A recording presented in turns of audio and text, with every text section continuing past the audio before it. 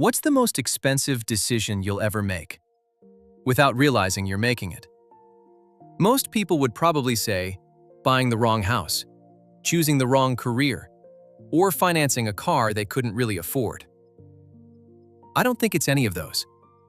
I think it's a decision so small, most of us make it without thinking. It's what happens to the next $10 that passes through your hands. You probably can't remember what you spent $10 on last week. Neither can I, because $10 doesn't feel important. It's just coffee, lunch, an app, something on sale, a few clicks, and it's gone. Now imagine something different. Every morning, a single $10 bill appears on your kitchen table. You can't keep it. By the end of the day, you have to decide, spend it or invest it. Tomorrow, another one appears, then another, then another. One decision every single day. At first, nothing changes. And honestly, that's exactly what makes this so difficult. Because we expect important decisions to produce immediate results. When they don't, we assume they weren't important after all. Think about planting a tree. You place the seed in the ground, water it, wait. The next morning, nothing. A week later, still nothing. If all you believed was what your eyes could see, you'd probably think the seed wasn't growing.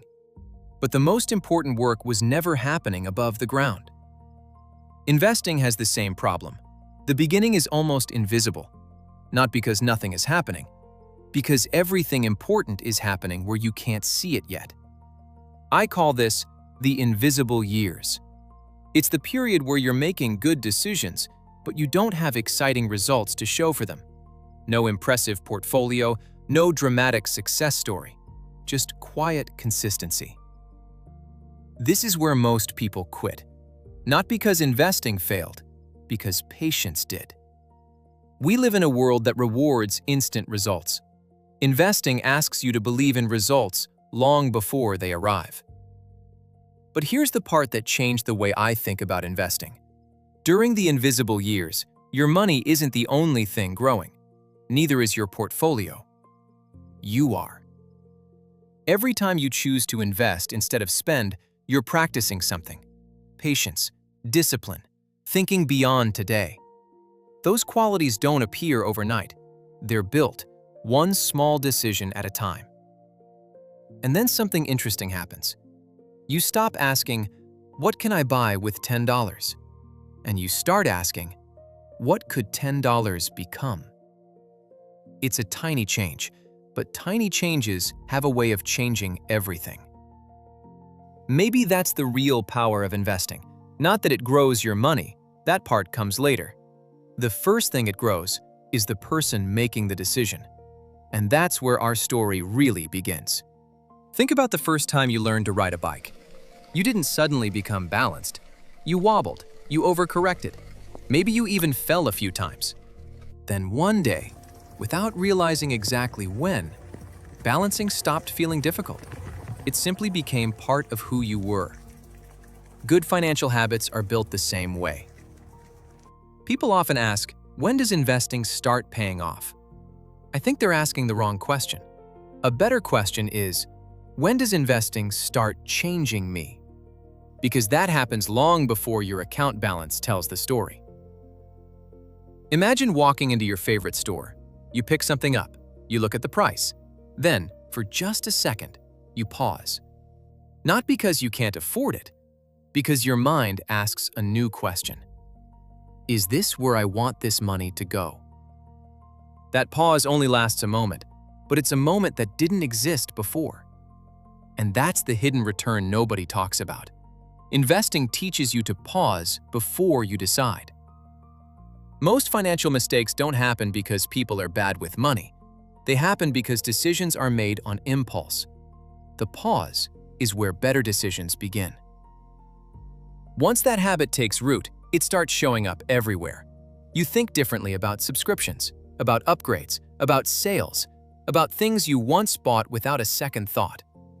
Not because you've become cheap, because you've become intentional.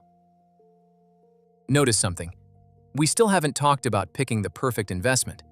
That's because the investment isn't the most important part. The habit is.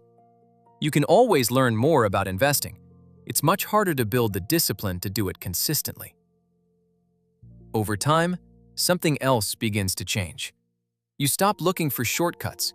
You stop worrying about getting rich by next year. You stop chasing every headline that promises easy money, because you've discovered something better: consistency. And consistency has a funny way of looking boring right before it starts looking brilliant. Most people only notice the finish line. They never see the thousands of ordinary steps it took to get there. Years later, someone might look at your portfolio and think, "You made some great investments." Maybe, but that's not the whole story. The biggest investment you ever made was in the way you think. Because once your thinking changed, your decisions followed. And once your decisions changed, your future quietly began changing with them. The invisible years weren't empty after all. They were building something far more valuable than a portfolio. They were building you. Let's go back to that $10 bill. Funny thing is, it never changed. It was always worth $10. The real change was happening in the person holding it. Most people think building wealth starts with finding the right investment. I don't. I think it starts with becoming the kind of person who keeps making the next right decision. Because once that happens, the investing part gets easier. Imagine meeting yourself 20 years from now. You ask one question: what changed everything? You expect some incredible answer, the perfect stock, the perfect timing, some secret nobody else knew.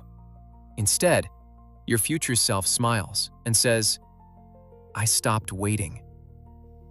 Not because one investment made all the difference, because making the first investment made the second one easier, then the third, then the 100th.